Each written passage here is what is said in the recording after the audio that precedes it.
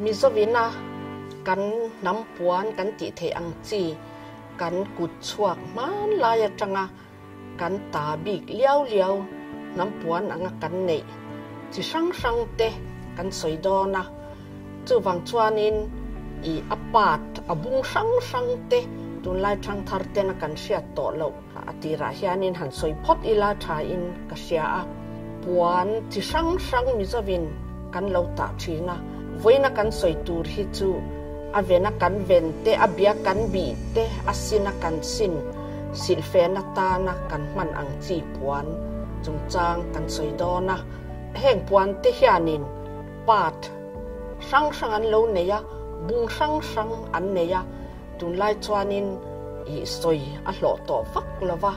chuwangin thang thar te na kan theng hi lo na turin lo soi langin in silfi ang u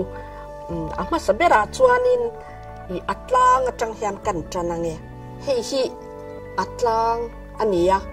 atui pal mor te kan lo ti mayange ni lo nia atui pal te po anti thina heti lai hi chu puan soina ania tui pal ti na chan chu luya te kalin min puana venin hemi atlang hi ahu ma sathina chuwang chuanin atui pal hantiani hei hi heti lai hi atui pal ani chu tin heti lai thla hi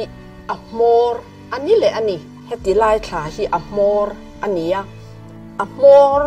fem omboka hei hi a fem ti ani hemi a mora hianin rol vual a om thina chu a kher ollo na turin ania hei hi chu ngau te khera nia wangin rol vual om ve chi alova hei ka puana te hi chuanin rol vual om ani hei hi rol vual antia puan mora hianin an rol vual thina ni man lai chuanin puan mor hi an uluk em a kher mai lo na turin uluk takin an phiar thina hei hi phiar chu a fem phiar ania tun lai chuanin an ti pe to lova hetiang fem phiar po hi a om to lo khola puan ta te ani ma in tun ma chuanin konga vona chu tianga ta vek chu ania alaya hlai tak ta thei ani lova wangin alaya thui ania hei azung thui na heta hianin hei hi puan zung thui ani chu lova chuan i akma puan ma an ti chu heti lai hi ania hei puan an ta chuanin a soite an lau em a in chen lo te an lawa hi heti lai puan ma hi arwal turani ti ani thina tin akhela ombokani hei hi heti lai hi akhel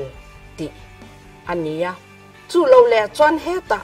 among zon taka hianin among zon takia among ti animaya ei tun la ya puan design sang a po puan mong hol te po kan ti mai thin hi a design mong hol kha a oma chung te chu i shiat vetan a tha em a nakina puan chanchin te kan soi huna a khela te kan tianga a tui pal te kan tianga khang te kha kan shiat lo chuanin kan bo map thei dona chung mi zo puan asila kan sil ang chia apat poimo te ania tin atial dan chi sang a oma chungero chu nakina kan la soile dona ni